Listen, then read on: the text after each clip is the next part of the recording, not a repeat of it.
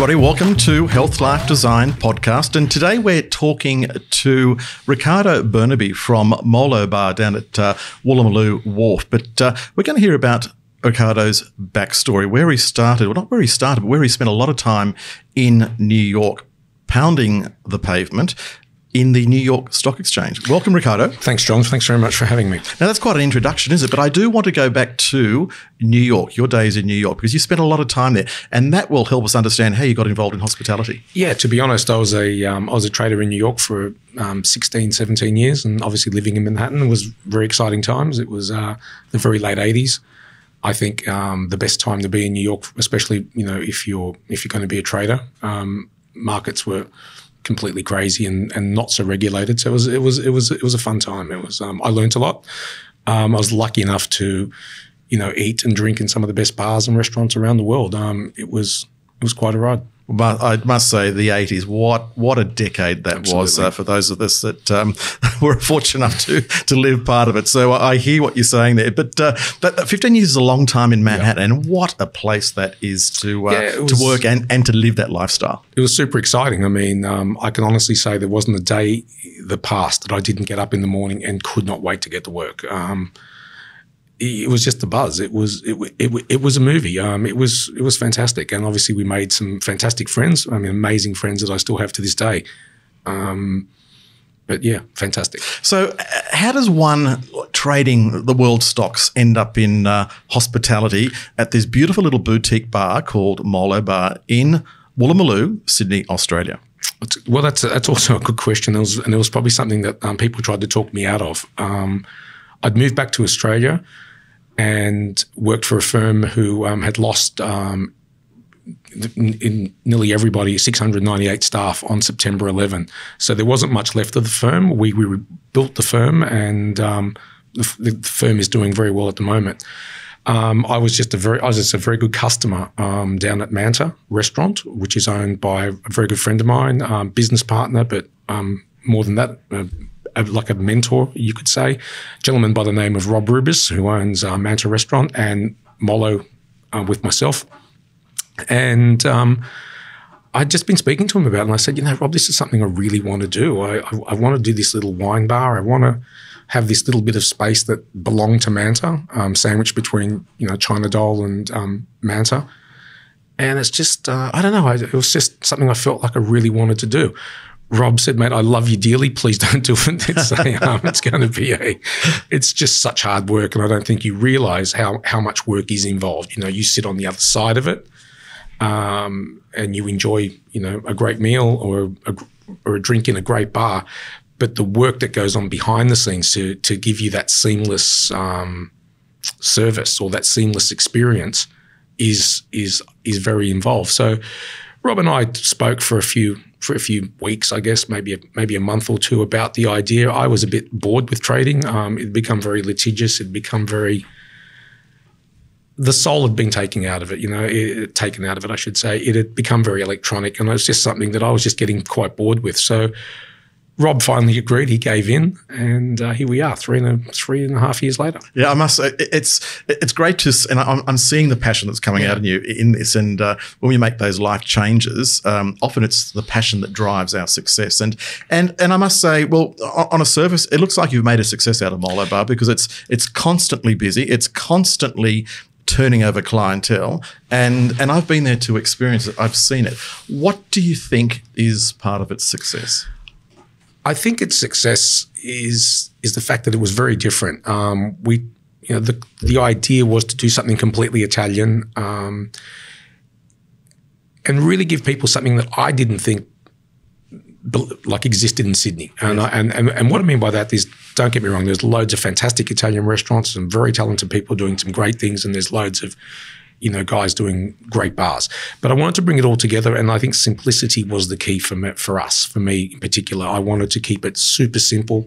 And after traveling to Italy so many times, I mean, some of the best experiences I had in Italy were always these little bars that just did everything right, but there was nothing fancy about it. There was nothing flash about it. There was nothing, they weren't trying too hard. They weren't being over the top. It was very much just, hey, this is what it is, but we're going to absolutely, back ourselves because we're doing it right. We're using the best produce, and it kind of came from there. So. Yes. So we decided, we started, and it's been going very well. Yeah. Obviously in the last few weeks, COVID has been a very difficult situation for everybody in the industry. But I've watched you in this time, and I've seen how you've adapted to the situation, which we all have had to do. But particularly when you're in a commercial space and it's your livelihood, it's difficult for a lot of people. But tell us about how you adapted to the COVID situation. That's right. I mean, when we were first told that, when the rumours were swirling around about closing down, then obviously we were told, by a directive that we would have to be shut. I think it was Monday or Tuesday. I can't remember exactly. It was a really empty feeling. It was a really weird feeling to come down to the wharf and start literally packing everything away and emptying my fridges, because I have some fridges that are outdoor. And whilst we're there every day, there's no, obviously we lock them, but there was no need to empty everything. But then to start emptying everything out, I think that's when I really realized, I thought, wow, this is real. Like, we may not reopen. I mean, we didn't know. And obviously everyone was scared, and there was a lot of misinformation, I guess, at the time. So we kind of took a couple of days. And again, with Rob's support, I said, look, I think we should do a market. Why don't we do something? And the staff was super fantastic and super eager to do it also. So, it was the staff pushing me and me wanting to do it. And then Rob got behind us and said, look, let's do it. And it was a great way for both businesses, Molo and Manta, because it was definitely a joint effort. We used obviously Manta staff, people that were able to remain on JobKeeper. Yep. So, which was all of Manta's staff and Manta's expertise and Manta's experience and Manta's kitchen, and we did this little market which just went gangbusters, and it was just, it was great. And I think also it was good for the wharf, because at one stage we were the only bit of life on that wharf. Yes.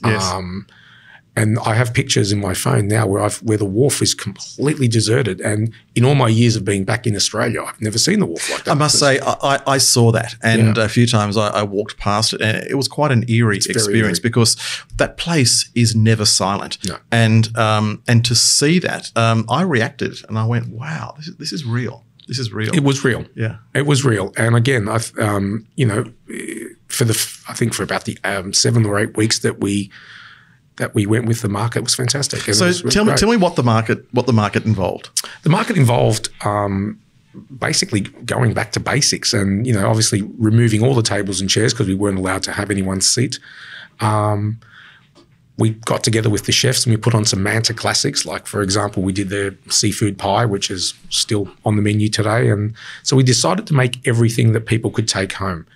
And what we noticed was people wanted to take home food that was already prepared. Yes. They didn't necessarily want to take home raw ingredients and then prepare them themselves, although I think during the lockdown, a lot of people learned how to cook. Yes. And probably enjoyed it. Yeah, and cook badly too. And some I would say cooked well. Yeah, yes. I'm sure some cooked very well. And I think that made reopening also very difficult. I'll get to that. But basically, we just decided to give them some comfort food, and we went down, and that was kind of, the menu kept evolving week after week. We wanted to change things, but we wanted to give people comfort food. So we took some, comfort Italian style foods, and whether that was, meatballs or lasagna or things along those lines, and some Manta comfort food, which is obviously their fish pie, their fish and chips, which is still on the menu today. Yes. It just gave people this sense of, we can buy some flowers, we can buy the newspaper, we can have a coffee, we can have breakfast, and then we can buy a meal to take home. So from a bar that provided cocktails and different sorts of I guess different parts of the menu that people would sit down and actually indulge in, you created this market experience. It was. I think what touched us the most was the level of support we received. It was fantastic. Yes. I mean, the residents on the wharf are fantastic. They came down, they supported us. As I think more people found out about the market, and also as other areas were just closed. I mean, we were kind of like the only person doing anything down there. So it was great. It was fantastic. Yeah. And I must say, it's great to see how people have adapted, once again, to the situation. But out of this has come the Molo experiences. So let's talk about where you are today and what you've learned from that, but where it's allowed you to go. Yeah, exactly. That's a very good question. Basically, what's happened is we realised that there was a market for this, and whilst we weren't ready or able to gear up and do complete takeaway, we just didn't have the staffing requirements to do that properly. I kind of got thinking, and I thought, well, hang on a minute. There is a market for Molo Home, so we now have a takeaway menu, and then Molo Home can be another spin-off to that. Could be where you're actually coming in and you might say, look, I have a dinner party for 6 people tonight, but I don't require a chef, I don't require a waitress, but I still want to have an amazing experience. So it kind of all merges into something that I'm really passionate about called Molo Bespoke, which is basically let's talk to us. By definition, it's let's speak. So you're able to come down and say, well, we have a dinner party for, say, 6 people or 8 people, and we want to start with oysters, and we want to start with, say, raw seafood. Then we want to move into maybe a signature dish like a lasagna.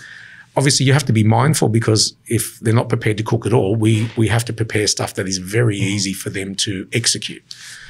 And that's been a success. Then if you take it to the other extreme and you look at, say, Molo Bespoke, I've done a couple of functions now for, ex-trader friends of mine who we're still very, very great friends with.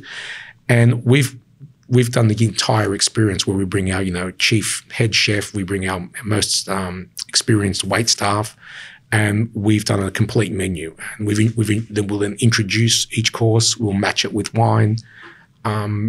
It's pretty endless. I mean, so that kind of got me thinking. And I thought, well, why don't we just keep expanding on that point? So we could, it depends how far the client wants to go. But I mean, we look at flowers. We could look at cellar. So for example, if someone wants us to source some very rare or back vintages of wines, give us some time. We can definitely, with our contacts, we can definitely source it. We could even go down the road of styling the table.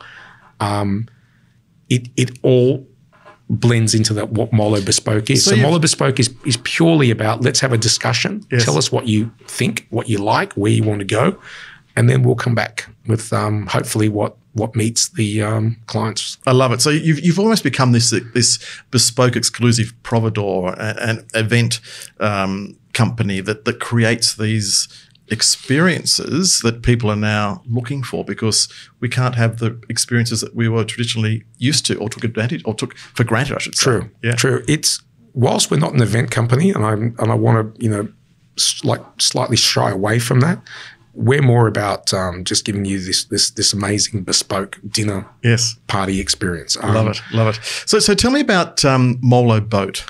Again, Molo Boat came to be one of our very senior members of staff and her partner have this amazing boat that's just moored, no less than 30 metres from the bar. And she's a beautiful old boat. Her name is Sue Ellen, built in 1954.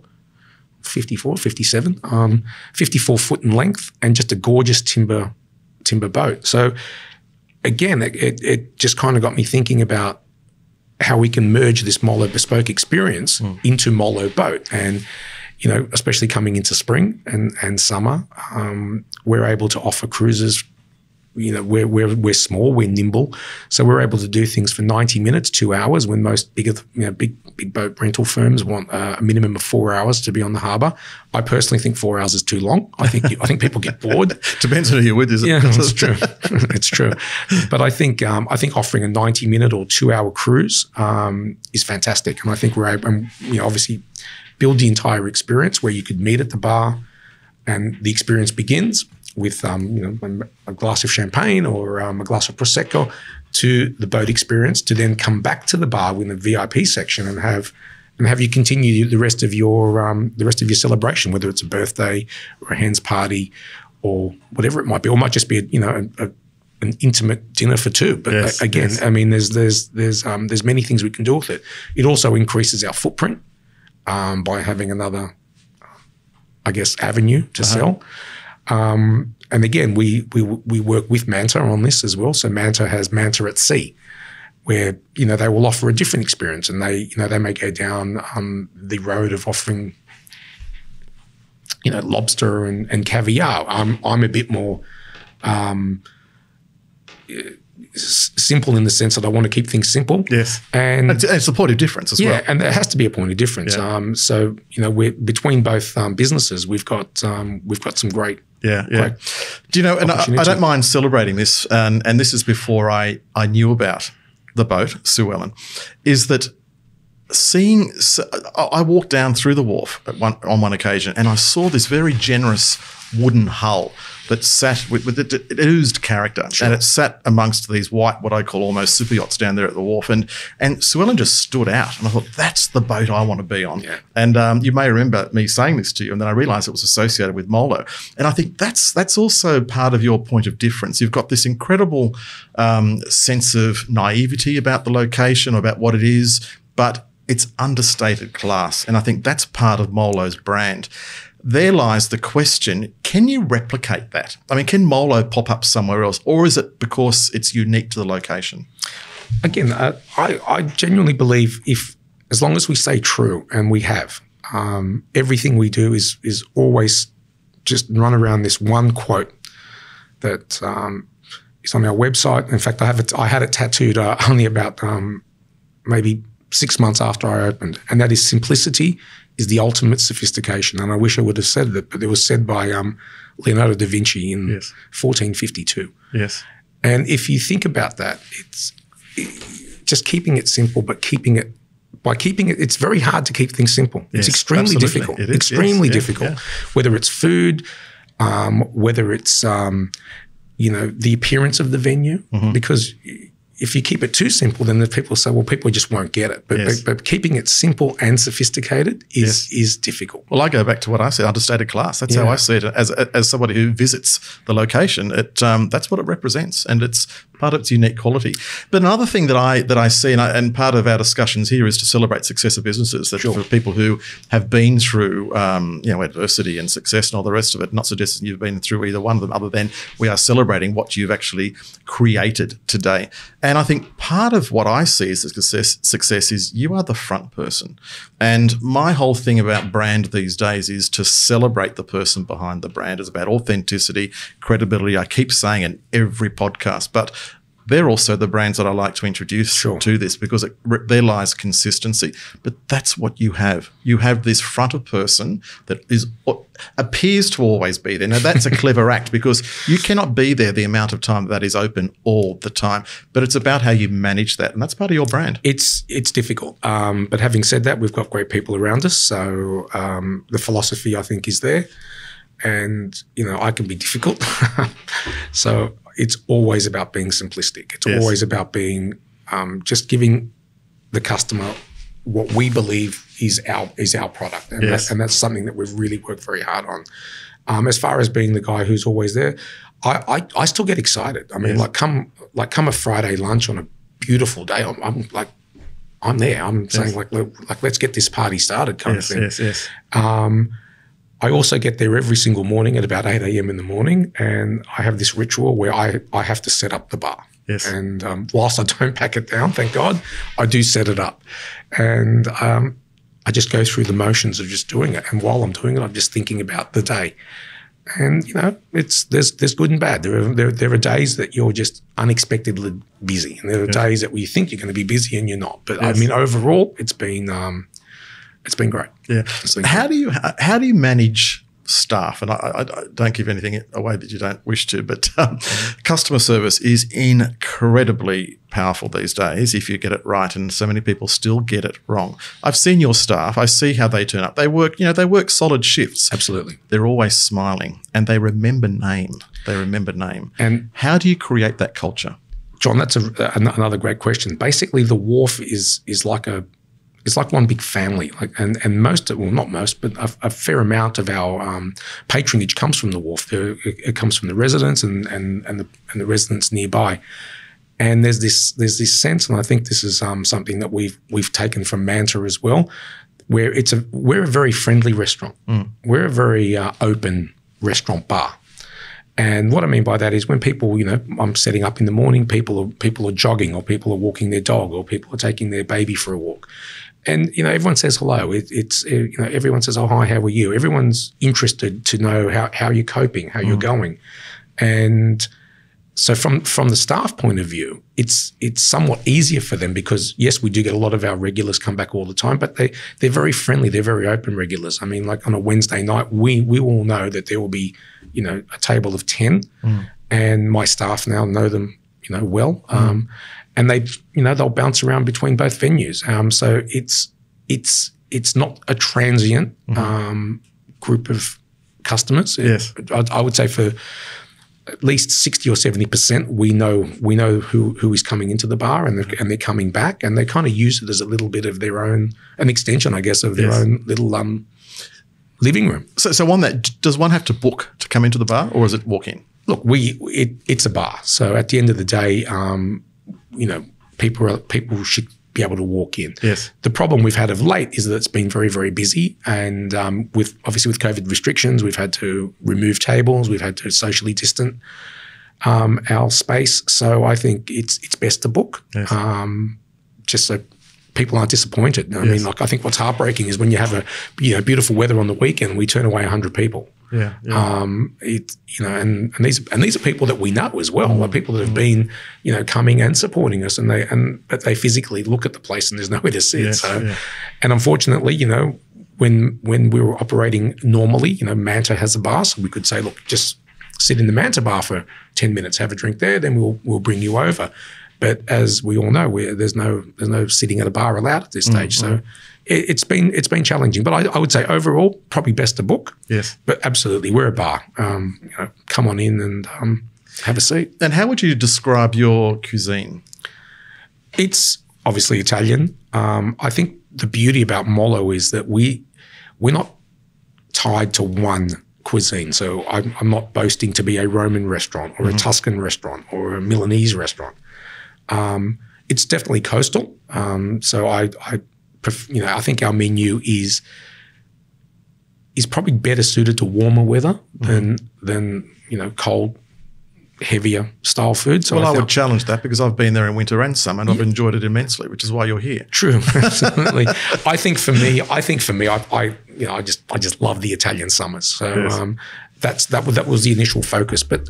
As I said, we're not limited by anything at all. We're able to change and adapt, and as long as it's completely simplistic and let the ingredients do their thing, then I'm happy with it. And in fact, I'm experimenting about doing another dinner. I had a very big success last week where we did this Christmas in July dinner, and we're going to host another dinner on the 26th of August, which is a menu based around Milan. So whilst it's cold, I thought it would be a good time to do that. Once again, creating Molo experiences. Just something different. It's something I've wanted to do and I haven't been able to do it because, some of the food is a little bit heavier. Yes. And I find our clientele prefer probably the lighter style food, some of the raw, some of the seafood, some of the less complicated food. So but it'll be fun. It's something I'm looking forward to. Love it. Can't wait to hear more about that. So Molo Bar, we've got the experiences, we've got the Molo boat. Correct. There's the bespoke takeaway, correct, if we can call it takeaway. Sure. How do we find out about all of this? Again, I think one of the biggest challenges I had is this continual education of people, or actually getting my message out there. Sure, we have our the usual traditional methods, whether it's social media, obviously our website. We've just completed our new website. And what's the website address? molobar.com.au. And hopefully it should be up and running by the end of this week, if not early next week.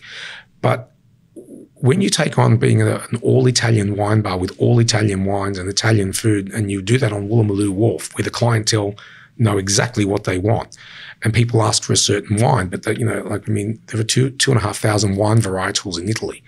So it's a constant education. People might walk in and say, "I'd like a glass of Riesling."